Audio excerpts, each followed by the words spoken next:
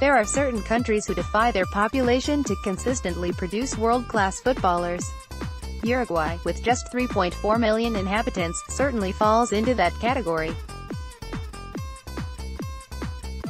The South American nation has the rare distinction of having won the first World Cups in which they played, in 1930 and 1950, they did not enter in 1934 and 38, and, while they're not expected to go all the way in Russia, there are those who are backing Óscar Tabárez's side as dark horses. In the last decade, Uruguay have been in rude health when it has come to talent. They capitalized on their so-called golden generation to reach the semi-finals in 2010, losing to the Netherlands and eventually finishing fourth, having been edged by Germany in the third-place playoff. A year later, they won the Copa America. At 2014, with Luis Suarez and Edinson Cavani at their peak to form one of world football's most potent striking partnerships, they were expected to impress once more. Instead, it ended in disappointment. Having beaten Italy and England in the group stage, Uruguay lost to Colombia in the last 16, undone by a James Rodriguez double. 4 years later, Uruguay are hoping to surpass expectations like they did in South Africa. There are familiar faces: Suarez, Cavani and Tabárez, now in his 13th year in charge. There are new faces, too, with Tabárez selecting a squad featuring an exciting blend of youth and experience. Whether they can strike the right balance remains to be seen. Road to the World Cup. While nobody could come close to matching Brazil's blistering pace atop the CONMEBOL qualifying table, Uruguay were closest, finishing in second place on 31 points, 10 behind tight side and 3 ahead of Argentina.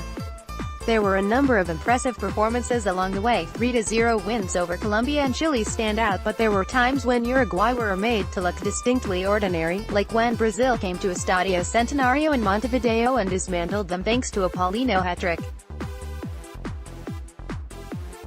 That defeat to Brazil was sandwiched between bruising defeats to Chile and Peru, before being held to a scoreless draw at home to Argentina. With a 4-game winless run, qualification did not seem so assured. The manner in which those 3 consecutive defeats came about irked Tabárez, who has garnered a reputation for building teams noted for their defensive solidity. But they were anything but compact as Chile, Brazil and Peru prized them open, with Uruguay squandering a lead in each game. Even the chance for tactical experimentation arrived in the form of a double-header of friendlies in Europe. It did not go well. Uruguay lost 3-1 and 3-0 to the Republic of Ireland and Italy respectively, as defensive errors. José Giménez scored an own goal and conceded a penalty against the Azzurri, and insipid attacking combined only to exacerbate Tabárez's headache. But one of the most discernible characteristics of Uruguay over the last decade has been their resilience. After a calamitous sojourn in Europe, La Celeste dug deep and held their nerve for a draw against Argentina before scoring 2 late goals to win away at Paraguay, clinch a point in Venezuela and rounding off their campaign with a dominant 4-2 victory over Bolivia. It guaranteed them a place in Russia and, fresh from friendly victories over the Czech Republic and Wales, they are ready to leave their mark on another World Cup. Tactics in South Africa and Brazil, Uruguay were tremendously difficult to break down. Not impenetrable by any means, of course, but Tabárez's teams garnered a reputation for favoring a deep defensive line and for relying on getting the ball to the Cavani-Suarez connect up top via swift counterattacks. When Tabárez was appointed in 2006, his second spell in charge, he insisted that Uruguay would play a 4-3-3. However, the coach gradually began to accept that their traditional shape did not suit the players he had at that time. They have become known for fluctuating between a 4-4-2 and 4-3-3 since the 2010 tournament, but the dynamics of the team have changed markedly since securing qualification.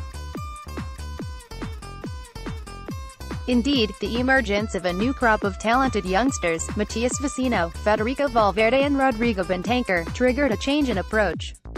With a new-look midfield, Suarez and Cavani had better service and it was enough to successfully negotiate the final 4 games with 2 wins and 2 draws. Tabárez trusts his players, even the more inexperienced among the 23-man squad, and could line up in a 4-4-2 featuring Suarez and Cavani in attack, a central midfield partnership of Valverde and Vecino flanked by Hernandez and the vastly experienced Christian Rodriguez. That leaves the defense, most likely to be comprised of captain Diego Godin and his Atletico Madrid partner Jimenez at the heart, one-time Manchester United player Guillermo Varela and Martin Caceres as fullbacks and Fernando Muslera in goal.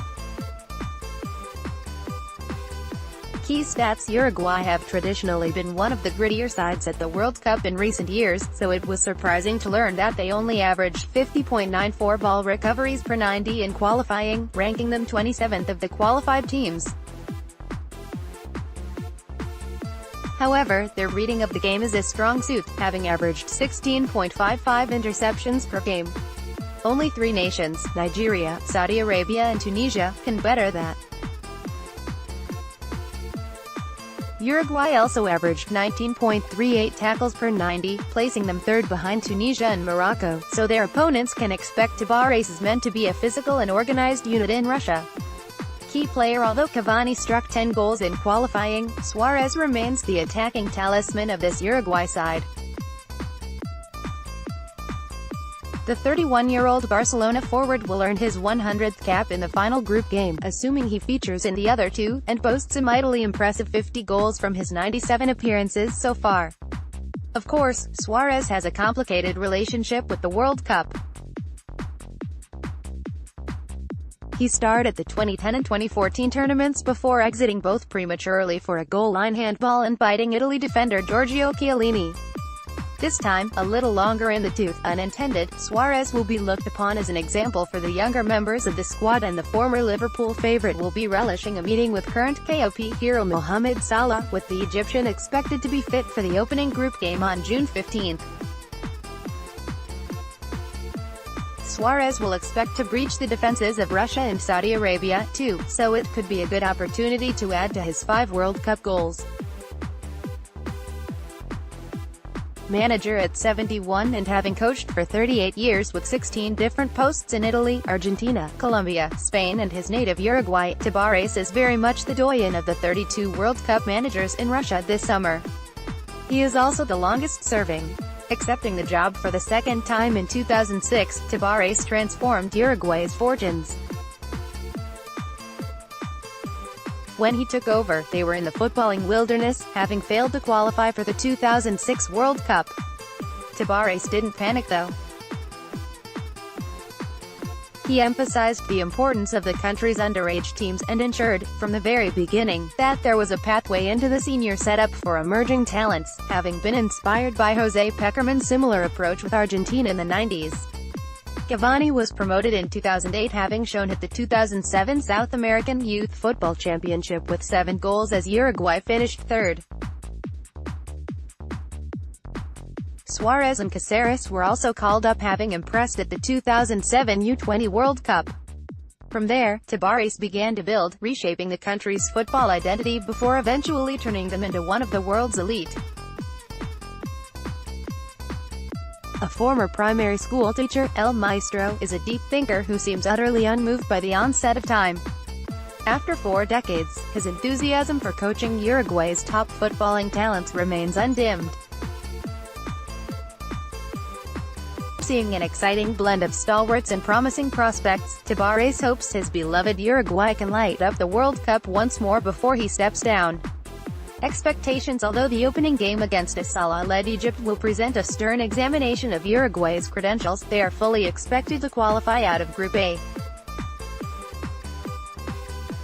Should they win, that could see a last 16 clash with Spain or Portugal as the runners-up of Group B.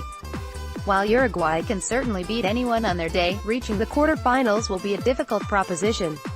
Follow Football Whispers on Twitter.